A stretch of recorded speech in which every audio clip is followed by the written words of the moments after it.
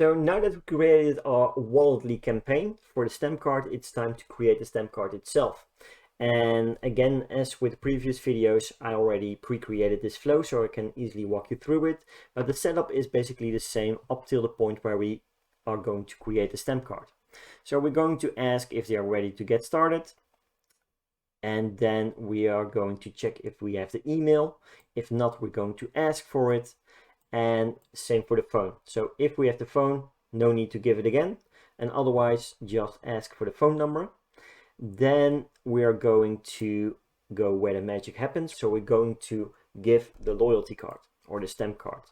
So the way to do this is by going to add content, actions, we go to Walletly.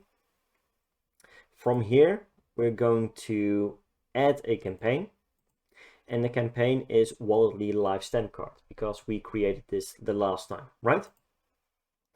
From here, we need to map a few custom fields over to Chatrace.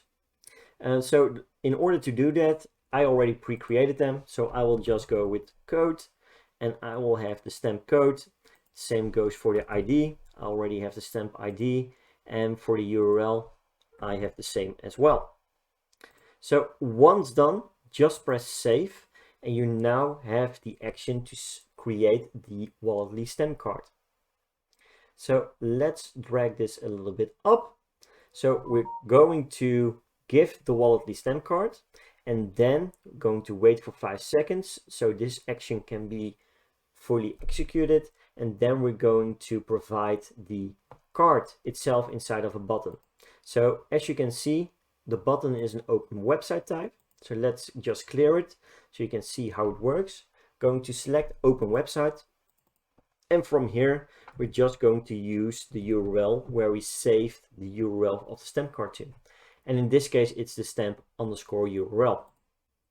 Just press save and you now successfully have created your own stamp card inside of Chatrace.